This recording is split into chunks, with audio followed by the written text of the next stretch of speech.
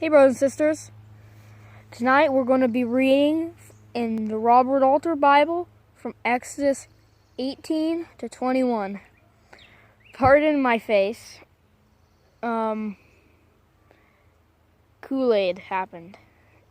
I had a barbecue with my mom and my uncle, my brother, and I made Kool-Aid, and so I like Kool-Aid.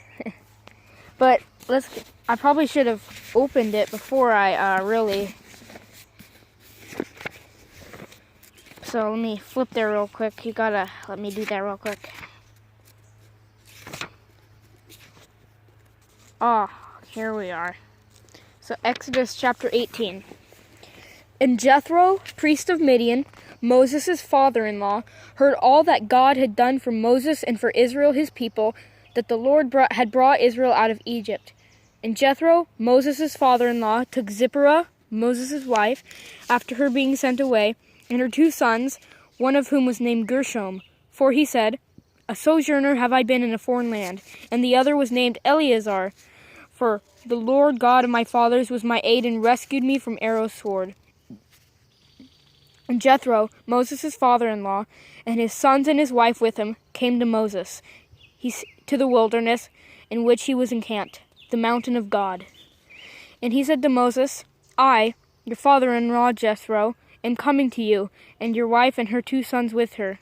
And Moses went out to meet his father-in-law, and he bowed down and kissed him, and each of them asked the other's well-being, and they went into the tent. And Moses recounted, Moses recounted to his father-in-law all that the Lord had done to Pharaoh and to Egypt for the sake of Israel, all the hardship that had come upon them on that way, and the Lord had rescued them. And Jethro exulted over all the bounty that the Lord had done for Israel, that he rescued them from the hand of Egypt.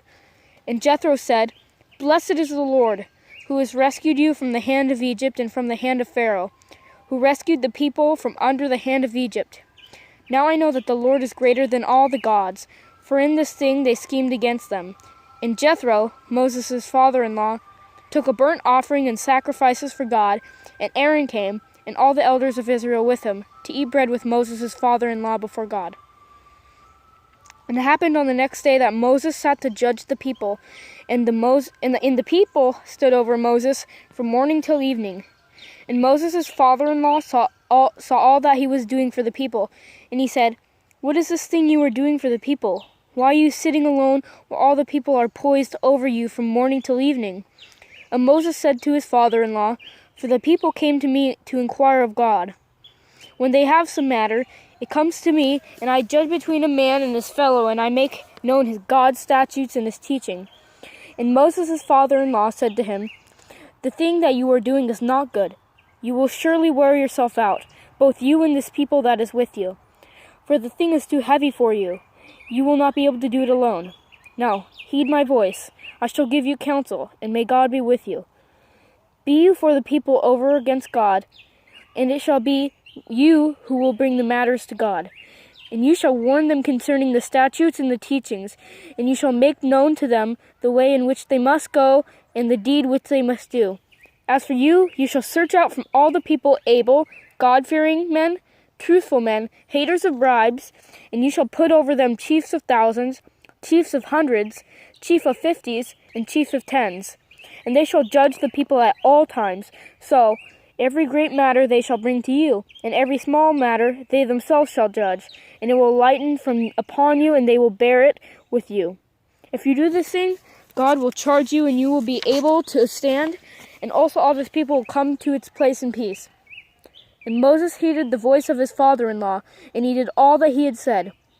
And Moses chose able men from all Israel, and he set them as heads over the people, chiefs of thousands, chiefs of hundreds, chiefs of 50s, and chiefs of 10. And they judged the people at all times. The hard matters they would bring to Moses, and every small matter they themselves would judge. And Moses sent off his father-in-law, and he went away to his land. Chapter 19. On the 3rd new moon of the Israelites going out from Egypt, on this day did they come to the wilderness of Sinai. And they journeyed onward from Rephidim and came to the wilderness of Sinai, and Israel camped over against the mountain. And Moses had gone up to God, and the Lord called to him out to him from the mountain, saying, Thus shall you say to the house of Jacob, and I shall tell you to do the Israelites. You yourself saw what I did to Egypt, and I bore you on the wings of eagles, and I brought you to me. And now, if you will truly heed my voice and keep my covenant, you will become for me a treasure among all peoples, for mine is all the earth. And as for you, you will become for me as a kingdom of priests and a holy nation. These are the words that you shall speak to the Israelites. And Moses came, and he called to the elders of the people, and he set before them all these words that the Lord had charged them. And all the people answered together and said, Everything that the Lord has spoken we shall do. And Moses brought back the people's word to the Lord. And the Lord said to Moses, Look, I am about to come to you in the utmost cloud, so that the people may hear as I speak to you, and you as well they will trust for all time. And Moses told the people's word to the Lord. And the Lord said to Moses, Go to the people and consecrate them today and tomorrow, and they shall wash their cloaks. And they shall be ready for themselves for the third day. For on the third day the Lord will come down before the eyes of all the people on Mount Sinai. And you shall set bounds for the people all round, saying, Watch yourself, not to go up on the mountain or to touch its edge. Whoever touches the mountain is doomed to die. No hand shall touch him, but he shall surely be stoned or shot. Whether beast or man, he shall not live. When the ram's horn blasts long, they it is who will go up to the mountain. And Moses came down from the mountain to the people, and he consecrated the people. And they washed their cloaks. And he said to the people, Ready yourself for 3 days. Do not go near a woman. And that's not saying don't go near a woman. It's talking about sexual relationships. Sorry for interrupting. And it happened on the third day, as it turned morning, that there was thunder and lightning and a heavy cloud on the mountain, and the sound of the ram's horn, very strong, and all the people who were in the camp trembled. And Moses brought out the people towards God from the camp, and they stationed themselves at the bottom of the mountain. And Mount Sinai was all in smoke, because the Lord had come down on it in fire, and its smoke went up like with the smoke from a kiln. And the whole mountain trembled greatly. And the sound of the ram's horn grew stronger and stronger. Moses would speak, and God would answer him with a voice. And the Lord came down on Mount Sinai to the mountaintop, and the Lord called Moses to the mountaintop, and Moses went up. And the Lord said to Moses, Go down, warn the people, lest they break through to the Lord and see, and many of them perish. And the priests too, who come near to the Lord, shall consecrate themselves, lest the Lord birth force against them. And Moses said to the Lord, The people will not be able to come up on Mount Sinai, for you yourself warned us, saying, Set bounds to the mountain and consecrate it. The Lord said to him, Go down, and you shall come up, you and Aaron with you. And the priests and the people shall not break through to go up to the Lord, lest he burst forth against them. And Moses went down to the people and said it to them. Chapter 20. And God spoke all these things, saying, I am the Lord your God, who brought you out of the land of Egypt, out of the house of slaves. You shall have no other gods beside me. You shall make you no carved likeness, no image of what is in the heavens above, or what is on the earth below, or what is in the waters beneath the earth. You shall not bow to them, and you shall not worship them, for I am the Lord your God, a jealous God, reckoning the crime of the fathers with the sons, with the third generation and with the fourth, for my foes, and doing kindness to the 1,000th generation, for my friends, for those who keep my commands. You shall not take the name of the Lord your God in vain, for the Lord will not acquit whoever takes his name in vain. Remember the Sabbath day, and hallow it. 6 days you shall do your work, and you shall do all your tasks. But the 7th day is a Sabbath to the Lord your God. You shall do no task, you or your sons or your daughter or your male slave or your slave girl and your beast and your sojourner who is within your gates. For 6 days did the Lord make the heavens and the earth, and the seas and all that is in it, and he rested on the 7th day. Therefore did the Lord bless the Sabbath day and hallow it. Honor your father and your mother, so that your days may be long on the soil that the Lord your God has given you.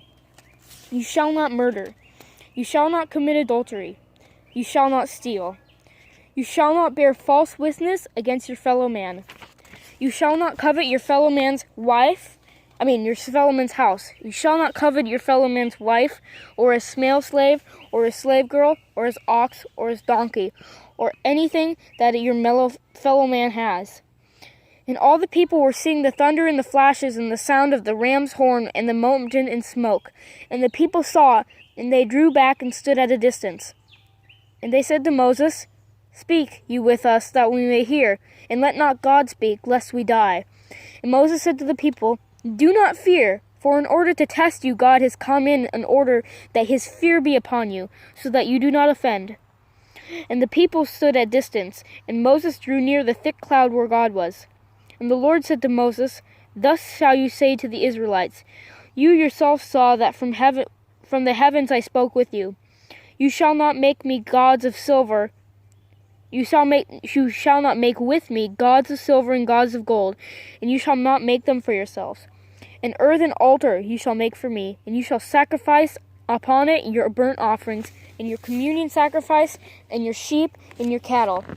In every place that I make my name invoked, I shall come to you and bless you.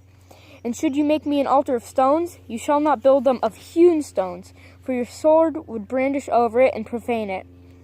And you shall not go up by the steps upon my altar, that you may expose your nakedness upon it." Chapter 21. And these are the laws that you shall set before them.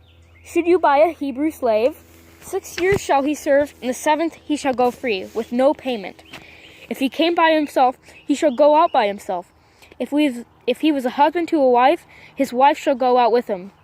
If his master should give him a wife, and she bears him sons or daughters, the wife and her children shall be her master's, and he shall go out by himself. And if the slave should solemnly say, "I love my master, my wife, and my children, I will not go free," his master shall make him approach the gods, and make him approach the door or the doorpost, and his master shall pierce his ear with an awl, and he shall serve him perpetually, and he shall serve him perpetually. And should a man sell his daughter as a slave girl, she shall not go free as the male slave goes free. If she seems bad in the eyes of her master, for whom she was attended, he shall let her be redeemed. To an outsider he shall have no power to sell her, since he has broken faith with her. And if for his son he intended her, according to the practice of daughters, he shall do for her. If another woman he should take for himself, he must not stint for this one her meals, her wardrobe, and her conjugal rights. And if he does not do these 3 for her, she shall go free without payment, with no money.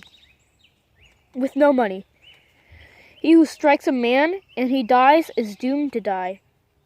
And he who did not plot it, but God made it befall him, I shall set apart for you a place to which he may flee.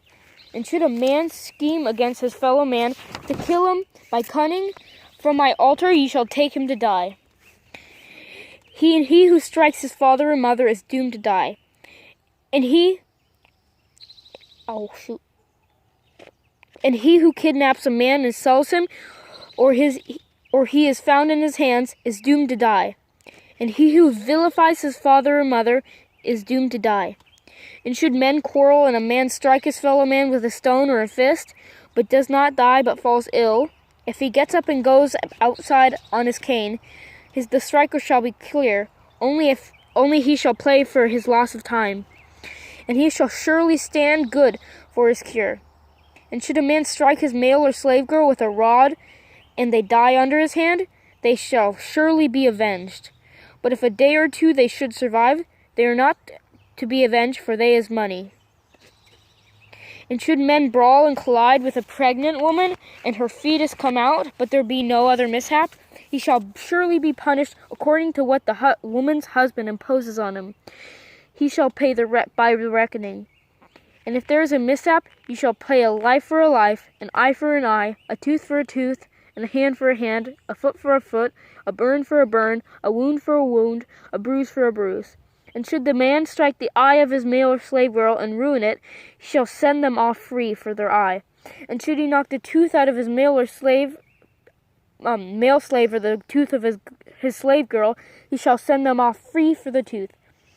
And should an ox gore a man or a woman, and they die, the ox shall surely be stoned, and its flesh shall not be eaten, and the ox owner is clear.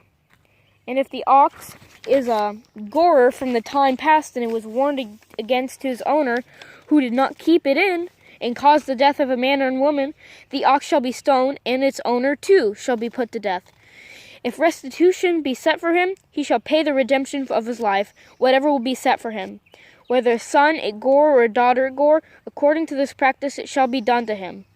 If the ox shall gore a male slave or a slave girl, 30 shekels of silver he shall give to their master, and the ox shall be stoned. If a man, and should a man open a pit, or should a man dig a pit and not cover it, and an ox and donkey falls in, the owner of the pit shall pay silver, and shall make good to its owner, and the ox in it die. And the carcass shall be his. And should a man's ox collide with his fellow man's ox, and it die, they shall sell the live ox, and divide the money for it equally. And the carcass too they shall divide equally. Or if it is known that the ox is a gorer from time past, and its owner did not keep it in, he shall surely pay an ox for the ox, and the carcass shall be his. Should a man steal an ox or a sheep, and slaughter it or sell it, 5 cattle he shall pay for the ox, and 4 sheep for the sheep. That's it. Well, I don't know whether some of these laws seem weird to you, but I just remember, this is the old covenant of Moses. We're not under it. But also I'd like to say, these are good laws, God-given laws to Israel. So do not despise them. So I hope this video blesses you. In Jesus' name, amen.